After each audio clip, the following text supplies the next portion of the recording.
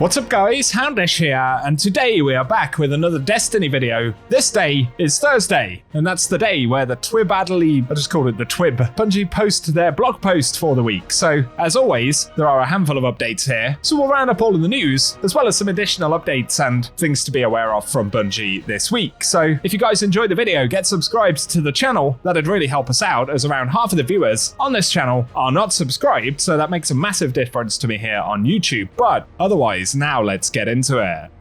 First up, a couple of separate updates from the TWID, but the D2 team have said throughout this weekend we'll be randomly invading Twitch chats in the Destiny 2 directory and dropping the final shape and annual passcodes. Trials, raids, gambit, you name it, no subscriptions or purchase necessary. So if you're watching any streams this weekend, keep an eye out for that. They also confirmed it wouldn't necessarily just be big streamers, but all kinds of folks in the community. So that's that one. Also, Bungie said gambit, the game mode that doesn't get mentioned. Of course, we're only playing. Otherwise, though, folks have wondered this week about accessing the Barrow Dyad quest for the hatchling refit. There's a TWID mystery thing that we can interact with on the Dreadnought after completing week 2 of the Act 2 story, but a lot of players haven't been able to interact with it as there are some hidden lockouts. But Nance in the Pants on Reddit shared there are a couple of additional Dreadnought secrets that you actually have to have interacted with in order to get it. So one is the Ravenous Thrall secret in the Hall of Souls, and the other is the Ogre secret in the Trenchways. If you've completed both of those, you should then be able to interact with the Tithe and start the Catalyst quest for this week. So if you haven't been able to interact with it, do a quick search for the Ravenous Thrall secret, as well as the Ogre in Trenchways. They're two very small encounter things that you can interact with in the Nether. They don't have to be done in one run, they just have to have been done at least once on your account, and you should be good, so nice to have a fix for that one. And shout out to the various folks on Reddit who've shared that over the past few days. Next up though, we get into the TWID itself.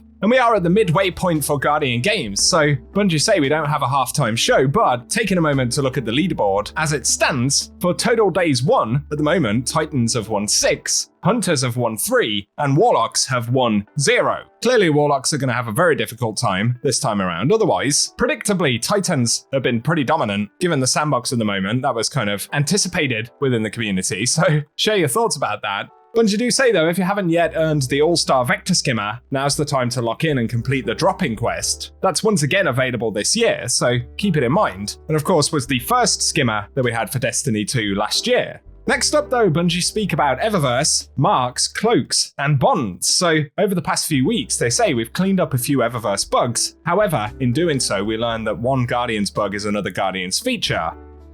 Instead of just leaving them fixed, we're taking a more fashion-friendly approach. So, in terms of Warlock class item glows, previously, players had the ability to remove glows on specific bonds by using a handful of shaders, most notably the Mad Monk. While this wasn't intentional, it did allow some bonds to effectively be removed from their Guardian. Recently, they fixed that, but they say after some internal discussion, we're going with a why not both approach. So, we'll release a Bright Dust shader next season that will intentionally remove glows and enable the Invisibonds once more. As a bonus, all of the dyes on the shader will be flat grey, enabling some niche cosplay options for all classes. So there we go, that's the first thing. And of course, next season will be during the Apollo expansion. Otherwise, for the Stasis Drake Hunter ornament, they say we recently shipped a fix that would prevent Hunter hoods from appearing when using the Stasis Drake helmet ornament. As general practice, we avoid clipping whenever able. However, this fix had some unintended consequences, so we're going to roll back the change and instead create a duplicate helmet that lowers hoods by default in the future, making this helmet functionality hood optional. Otherwise, the Heart's Pledge Titan ornament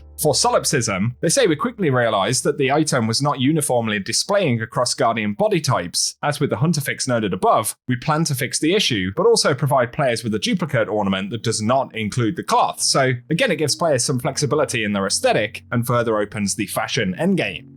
And they say in the case of both 2 and 3, these duplicate items will be available at no additional cost to players who own the original ornament. So those changes come in at some point in the future. Otherwise, they say they are continuing to monitor feedback around holochips, specifically in the combat spaces, and their ability to clutter things up. So that's another thing that they're paying attention to. Next up, they highlight though that the Grandmaster catch-up node is now available, so players can earn and guild Conqueror once again. And while the Sunless cell will be coming with Act 3, you now have access to the rest of this episode Grandmaster Nightfall. So keep that in mind. Looking forward to Sunless cell also. It's pretty neat that that will be a Grandmaster Nightfall. Then in terms of content coming in the remainder of this week and next, they say, for trials this weekend, yesterday's question will be the featured heavy arc burst hand cannon, so that's the weapon, and the map for the weekend will be Radiant Cliffs. And then next week, they say we'll try a map that hasn't been in trials before, as well as a certain Void SMG being up for the reward, so I'm guessing that will be one of the newer Crucible maps that were introduced to last year. On top of that, next week's Nightfall will be PsyOps Battleground on the Moon, with the Stasis Sword, the Slammer, as the featured weapon. So the rotation continues. They're going to make us wait a bit longer before we get either of the new weapons from this episode featured once again. But also, starting March 25th, Momentum Control will return to the Crucible, so that'll be up in the playlist next week. Otherwise, I think the first Iron Banner, or the next Iron Banner, should I say, will actually be on the 1st of April, the same day that Act 3 drops. So those are the heads up regarding content coming down the road. Finally though, Bungie have another PvP strike team update right here. So they say starting on Tuesday, a new variant of Collision will be available in the small team quick play playlist. This variant has been built to address feedback about the Collision game mode in the competitive playlist. So the rules are simple. Zones take longer to capture and rotate immediately once they've been capped. Standing on the zone is the only way to gain progress towards the capture, and the first team to 7 captures will win. Look out for that next week. Otherwise, for competitive rank points and losses, they highlight they've recently increased the granularity of the performance bonus portion of rank rewards. This will allow the performance bonus to grant additional positive points more often. So the maximum amount the performance bonus can grant will go from plus 10 to 20, and the maximum contribution scalar grant will go from plus 50 to plus 60. Otherwise, they say in the next update, which is planned for next week, they'll be increasing the number of points that the skill delta modifier can grant to you on wins and losses on a more powerful exponential scale, and only in ways that positively affect players. So, for example, you'll no longer have your points reduced if you beat a team that you were supposed to beat, but you will get a bonus point if you beat a team that you were expected to lose to. On the flip side, you'll no longer lose more points for losing to a team that you might have been favored against, but you'll lose less points for losing to a team you were expected to lose to. Man, there are some complicated systems going on here. Otherwise, they say there have been issues with the solo versus fireteam loss forgiveness they launched this week, so in the next patch there's a more robust code fix in place that we believe will cut down on the amount of failures for this particular matchmaking system, so hopefully a general improvement there. Then, for the Ascendant Zero competitive emblem, they've said we've seen a lot of questions about how you get it, and we wanted to clear up the ambiguity. So the emblem is acquired using the same system as the new Trials cosmetics, where you earn points for wins and your drop chance increases exponentially until you hit 1,000 points, when the emblem is guaranteed to drop. To gain points, you need to win matches while in the Ascendant Zero rank, and you'll gain more points for wins at higher ranks. So there's a breakdown on screen if that applies to you, if you're interested in knowing. I'm not going to read all of them out because my head's going to start spinning, but they do finish by saying, if you aren't able to earn the emblem this season, don't worry. It's meant to be more of a long-term chase for players who aren't able to get max rank and will still be earnable in Frontiers.